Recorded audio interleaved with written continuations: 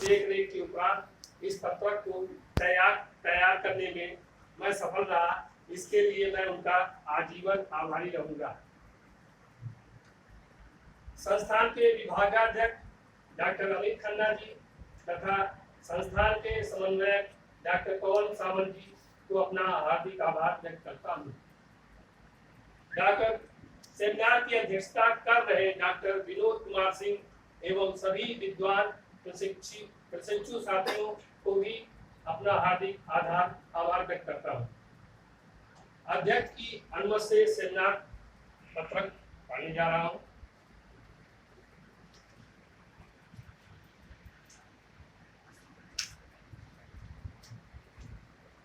प्रस्तावना। शिक्षा जीवन को सत्यम, शिवम एवं सुंदरम से समन्वित करती है। शिक्षा मनुष्य का आभूषण है। शिक्षा मानव तथा समाज के विकास की आधारशिला होती है। शिक्षा वह अद्वितीय ज्योति है जो मनुष्य को अंधकार से प्रकाश की ओर ले जाती है।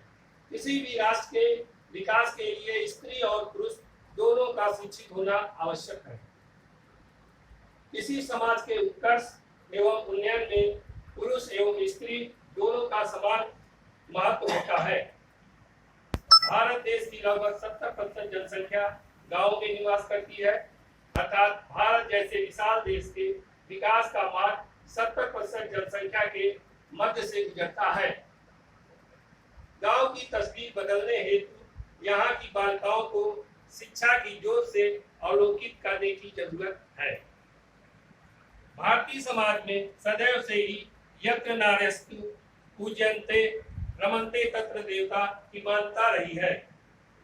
भारत के प्रथम प्रधानमंत्री पंडित जवाहरलाल नेहरू ने कहा था कि एक लड़के की शिक्षा एक व्यक्ति की शिक्षा है, परंतु एक लड़की की शिक्षा संपूर्ण समाज की शिक्षा होती है।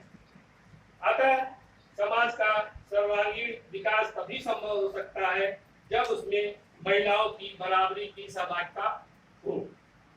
इसी संदर्भ में कहा जाता है कि महिलाओं की स्थिति किसी देश का स्वरूप निर्धारित करती है। एक पढ़ी लिखी नारी अपने परिवार को अधिक स्वस्थ एवं सुखमय रख पाती है। बालिकाएं साक्षर व शिक्षित होकर अपने पारिवारिक सामाजिक दायित्वों में कर्तव्यों के बारे में अधिकाधिक जागरूक व सचेत होकर उनकी सक्षम एवं प्रभावी ढंग से करती है। इसीलिए कहा गया है कि एक नारी के शिक्षित होने पर एक पूरा परिवार प्राथमिक शिक्षा प्राप्त कर लेता है। भारत में स्त्री शिक्षा का इतिहास। पहले नंबर पे प्राचीन वैदिक काल में स्त्री शिक्षा। वैदिक काल में स्त्री शिक्षा उन्नत पर थी, उन्हें शिक्षा प्राप्त करने की स्वतंत्रता थी। उस युग में परिवार ही स्त्री शिक्षा का केंद्र हुआ करता था। उसे अपने कुलगुरु, पिता, पति आदि से ही शिक्षा प्राप्त होती थी। मनु ने भी कहा है, माता पिता का कर्तव्य है कि विवाह के पूर्व बालिकाओं को सर्वांगीण शिक्षा अवश्य दें और ललित कला की शिक्षा तो उन्हें मिलनी ही चाहिए।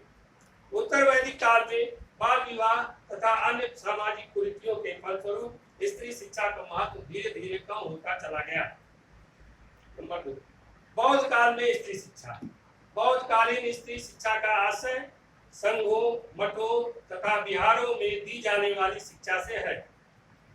प्रारंभ में बौद्ध संघों में स्त्रियों को स्थान नहीं दिया गया था, किंतु बाद में महात्मा बुद्ध ने स्त्रियों को संघ में प्रवेश करने की अनुमति दी थी। इसके साथ उनके लिए अलग मठों की व्यवस्था प्रदान की गई थी। मध्यकालीन स्त्री शिक्षा। मध्य युग में देश गुलाम होने के साथ साथ नारी भी पराधीन हो गई थी। मैथिली शरण गुप्त की काव्य पंक्तियों, अबला जीवन हाय तुम्हारी यही कहानी, आंचल में है दूध और आंखों में पानी में इसका यथार्थ चित्रण किया गया है। राजघरानों और अमीरों की बालिकाओं को घर पर ही शिक्षा प्राप्त करने की व्यवस्था थी। 18वीं सदी में स्त्री शिक्षा का इतना ह्रास हुआ कि 19वीं सदी के प्रारंभ में केवल 1% के लगभग बालिकाएं ही पढ़ी लिखी थी।